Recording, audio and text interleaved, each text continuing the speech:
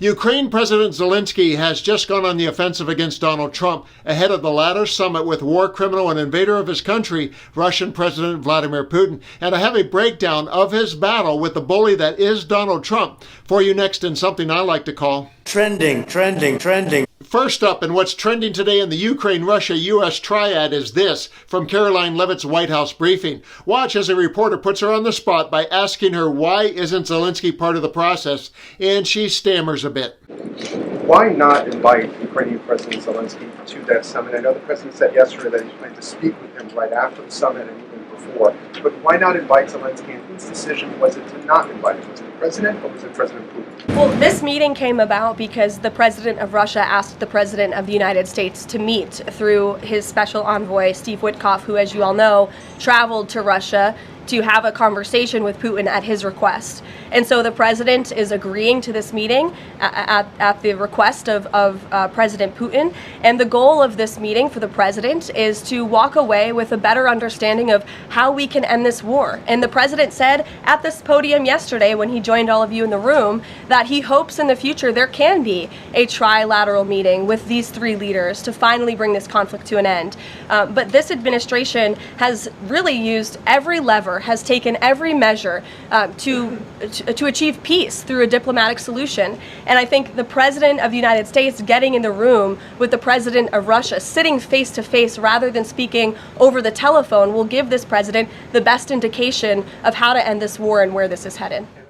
Her answer, of course, was BS. Trump has been consistent in his favoritism for Putin and Russia over Zelensky and Ukraine, and a meeting between just the two of them likely signals their continued collusion towards getting Putin what he wants. And that was reiterated in a recent post by Zelensky. Have a listen, and on the other side, I'll share the bombshells he dropped today on the axis of evil. Today, there was a report from the intelligence and military command on what Putin is counting on and what he is actually preparing for, including military preparations. He is definitely not preparing for a ceasefire or an end to the war. Putin is determined only to present a meeting with America as his personal victory, and then continue acting exactly as before, applying the same pressure on Ukraine as before. So far, there is no indication whatsoever that the Russians have received signals to prepare for a post-war situation. On the contrary, they are redeploying their troops and forces in ways that suggest preparations for new offensive operations. If someone is preparing for peace, this is not what he does. We continue to keep our partners informed about the real situation on the battlefield, in diplomacy, and in Russia's planning of further actions. But wait, there's more pummeling of Putin and Trump by Zelensky happening today, as described in the article by Politico that begins with, Ukraine won't give up Donbass, Zelensky vows ahead of Trump-Putin meeting. Handing Donbass to Russia without security guarantees will gift Putin a springboard for future invasion, Ukraine's president says. Ukrainian President Vladimir Zelensky said he will not give the Donbass region to Russia as part of a ceasefire deal, days ahead of Donald Trump and Vladimir Putin's meeting in Alaska. The U.S. and Russian presidents are set to meet Friday to discuss a truce in the Ukraine war, which Trump said would require some exchange of territories. "We will not leave Donbass. We cannot do this. Donbass for the Russians is a springboard for a future new offensive," Zelensky told journalists in Kyiv on Tuesday. "If today we leave Donbass, from our fortifications, from our reliefs, from the heights that we control, we will clearly open a bridgehead for preparing an offensive by the Russians. In a few years, Putin will have an open path to both the Zaporizhia and Dnipro regions, and not only that, also to Kharkiv." Trump said on Monday that a peace settlement would require land swapping done by both Ukraine and Russia, but did not specify which territories are on the table.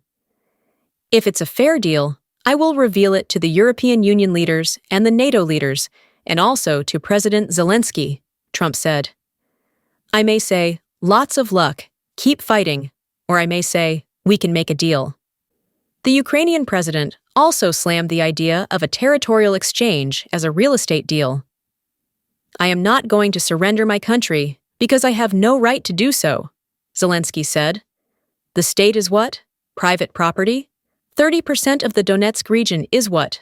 My private property? Or yours? Or someone else's? The exchange of territories is a very complex issue that cannot be separated from security guarantees for Ukraine, for our sovereign state and our people. But wait, there's even more. I also found this video, and even though AI helped me translate it for you, you can still feel the compassion Zelensky has for his people and the conviction in his purpose, and that is not to surrender to the invader and his American accomplice.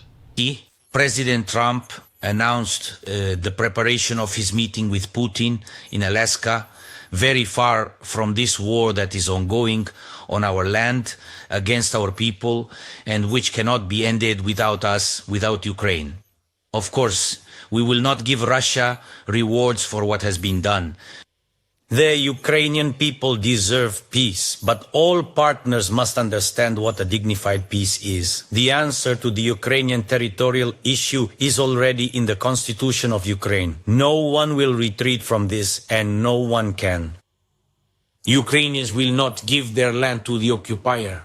Ukraine is ready for real solutions that can bring peace. Any decisions that are against us, any decisions made without Ukraine, are simultaneously decisions against peace. They will give nothing. These are dead decisions. They will never work. And we all need a real living peace. Zelensky scoffs at the real estate mogul's land swap fantasy. By rejecting Trump's idea that a nation's borders can be carved up like a Manhattan city block, Zelensky is reminding the world that Ukraine's fight is about more than just territory. It's about survival, sovereignty, and standing up to the Russian strongman who has caused so much death and destruction. When Donald Trump floats these real estate-style deals, he's not just undermining Ukraine. He's signaling to the rest of the world that America, under his watch, is open for similar deals as long as we can join in the looting that follows. Looting? What looting, you ask? Mainstream media has forgotten Trump's angle as of late, but I'm happy to serve it up as a reminder and the final word. And there are reasons why the US would want Ukraine's resources. China recently banned the exports of several minerals and metals to the US. Ukraine could be an alternative source. One assessment says it has great potential to become the mineral superpower in Europe. That includes graphite, used in batteries and nuclear reactors, and lithium, also used in batteries. Both are considered critical to the US economy and national security. Ukraine also has rare earth elements used in electronics and clean energy. But accessing these resources is not straightforward. Some are in territory controlled by Russia, others are close to the front line, and across Ukraine, there are challenges. Mining is an ecosystem. Mining is energy grids, it's water infrastructure, it's roads, it's ports, it's rail, and a lot of that is gone. Despite this, Donald Trump appears to be giving Ukraine a choice: give up many of its minerals or risk being left to fight Russia without US help.